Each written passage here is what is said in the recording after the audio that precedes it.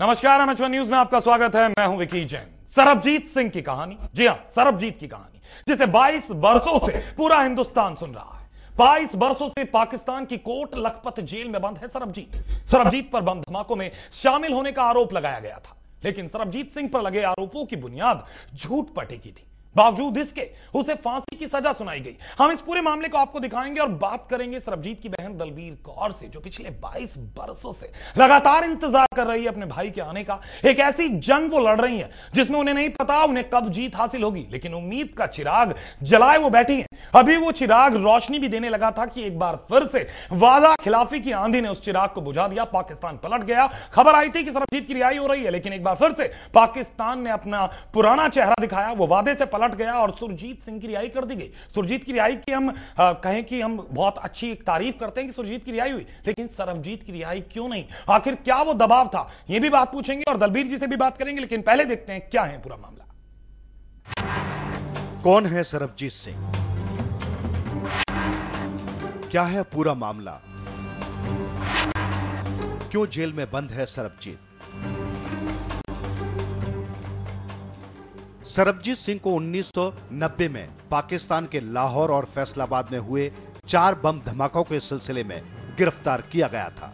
इन धमाकों में 10 से ज्यादा लोग मारे गए थे।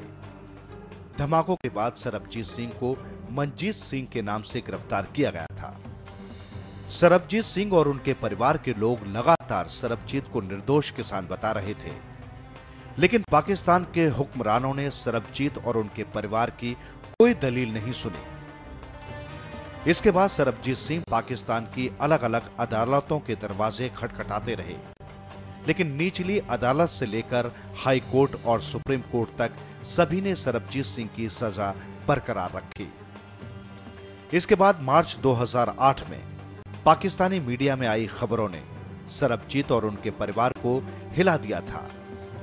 सरबजीत की फांसी 1 अप्रैल 2008 के दिन तय हुई थी, लेकिन 19 मार्च को एक राहत भरी खबर आई, जिसकी पुष्टि भारत के तत्कालीन विदेश मंत्री प्रणब मुखर्जी की तरफ से की गई थी। प्रणब मुखर्जी ने संसद में बयान दिया था और उन्होंने बताया था कि पाकिस्तान में कैद भारतीय कैदी सरबजीत सिंह की फांसी 30 अप्रैल तक टल गई है। इस बीच सरबजीत की बहन दलबीर कौर ने भारत से लेकर पाकिस्तान तक लगातार भाई की रिहाई के लिए फरियाद की। पाकिस्तान में मानवाधिकार मामलों के पूर्व मंत्री अंसार बरनी ने भी राष्ट्रपति परवेज मुशर्रफ को एक दया याचिका भेजी थी। इस दया याचिका में सरबजीत सिंह की फांसी की सजा उम्र कैद में बदलने की अपील की गई थी। इसके बाद 2011 में एक बार फिर से सरबजीत सिंह का मामला पाकिस्तान की सुप्रीम कोर्ट में जा पहुंचा। सरबजीत के पाकिस्तानी वकील ओवैस शेख ने असली आरोपी मनजीत सिंह के खिलाफ जुटाए तमाम सबूत पेश कर मामला फिर से खोलने की अपील की। वकील ओवैस शेख ने कोर्ट में दावा किया कि उनका मुवक्किल सरबजीत बेगुनाह है और उसे मनजीत सिंह के किए की सजा मिली है। दूसरी तरफ पाकिस्तान के मानवाधिकार कार्यकर्ता अंसार बरनी और सरबजीत की बहन दलबीर कौर की कोशिशें जारी थी। इस दौरान दलबीर कौर अपने भाई से मिलने पाकिस्तान की कोटल खपत जेल भी गई और पाकिस्तान सरकार से दया की गुहार लगाती रही। मई 2012 में भारतीय जेल में बंद पाकिस्तानी नागरिक खलील चिश्ती को भारतीय सुप्रीम कोर्ट ने जमानत पर रिहा कर दिया, जिसके बाद सरबजीत सिंह की रिहाई की उम्मीद बढ़ गई थी। लेकिन आखिर में सब कुछ एक बड़ा धोखा साबित हुआ।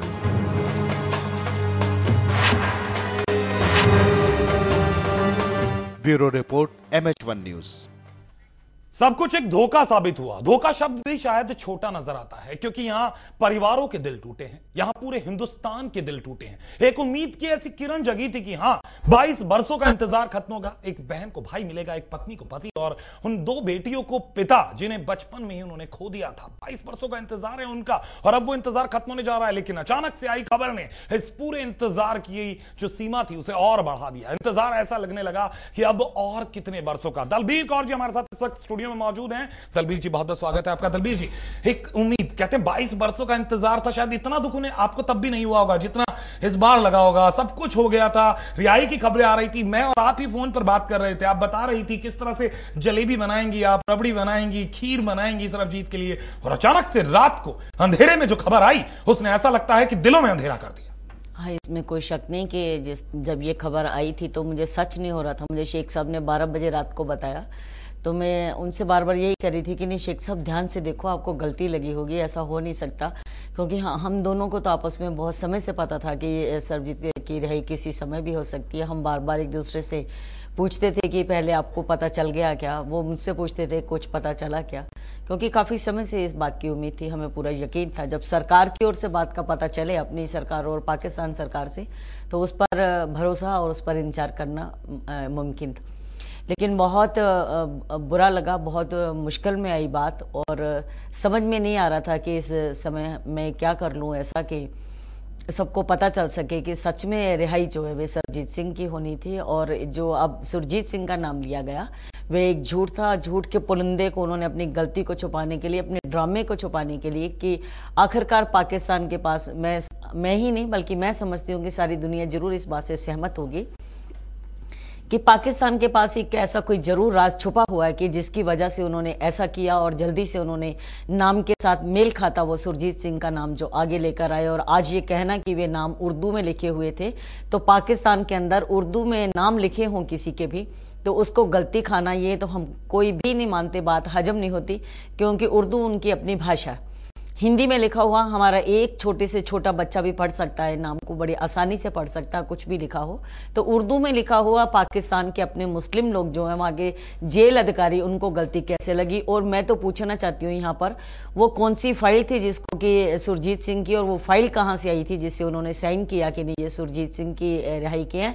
जबकि सुरजीत सिंह की रिहाई के जो ऑर्डर है वे शेख साहब से मैंने रिक्वेस्ट करके उसका केस हाई कोर्ट में डाला था, और वहाँ से जो कागजात वो सीधे पहुंचे थे सरकार के पास।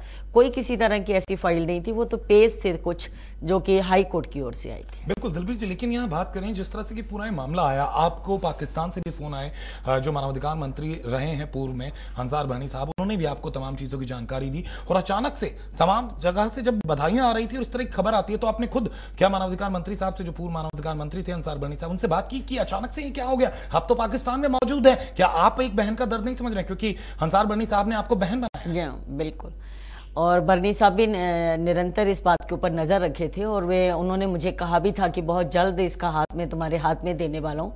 और मुझे उन्होंने ये भी कहा कि मेरे पास आज दो खुशी हैं, क्योंकि एक बेटी की शादी है 1 जुलाई को, और एक मेरा छोटा भाई रिहा होकर आ रहा है। तो मुझे दो जो खुशियां एक साथ लग रहा है कि हजम करना बड़ा मुश्किल हो रहा है। तो बहुत खुश थे बर्नी साहब इस बात को लेकर, और कह रहे थे भाई उसे अकेले को राखी मत बांधना, मैं जब आऊंगा तो हम दोनों भाई बैठकर राखी बंधाएंगे। बहुत अच्छा लग रहा था उन सब की बातों को सुनकर, और पूरा उन्हें यकीन था, और ये सब कुछ जो अंदर वो भी जानकारी ले रहे थे, बिल्कुल सब ऐसा ही था कि सरबजीत की ही जो रिहाई के ऑर्डर हुए थे। और जो भी ये हुआ, ये एक भावनाओं के साथ खिलवाड़ हुआ, सिर्फ सरबजीत के परिवार या सरबजीत की भावनाओं के साथ नहीं, मैं समझती हूँ कि पूरे हिंदुस्तान की भावनाओं के साथ खिलवाड़, और हमारी भारत सरकार के साथ एक भद्दा मजाक है ये जो कि उन्होंने किया, और इनको भी उन्होंने धोखा। बिल्कुल दलबीर जी, आपने कहा कि आपकी अंसार बर्नी साहब से बातचीत हुई, उन्होंने कहा कि वो तमाम कागजात जानते हैं, कब गए, कैसे गए, तो क्या आपने नहीं कहा कि आपको आवाज उठानी चाहिए, जो ये गलती हुई है, चाहे गलती से ही हुई है या जानबूझकर की गई है, इसे सुधार लिया जाए, अब आखिर सरबजीत को रिहा कर दिया जाए? इंतजार कर रहे हैं? हाँ बिल्कुल, कि अभी शेख साहब भी वहाँ पर एक सरबजीत से मिलकर पिटीशन डालने वाले हैं, और बर्नी साहब भी अपनी बेटी की मैरिज से जब फारिग होंगे तो वे भी तुरंत लाहौर आके कुछ ऐसा ही करने वाले हैं। और मैंने भी अभी एक जो पाकिस्तान हाई कमिश्नर को लिख कर दिया, अपनी रिक्वेस्ट भेजी है, उसके साथ एक कॉपी भी लगाई है वकील साहब की कि इसके ऊपर ध्यान दिया जाए। और उन्होंने कहा कि मैं इसको, अदनान इकबाल साहब हैं जिन्होंने कहा कि मैं आपके जज्बात जो है सरकार तक जरूर पहुंचाऊंगा, और मैंने वीजा भी कहा कि मैंने अप्लाई किया, मुझे दे दिया जाए, ताकि इस ताज़ा स्थिति में अपने मैं भाई से मिलकर जरूर सारे हालात से परिचित होना चाहती हूँ।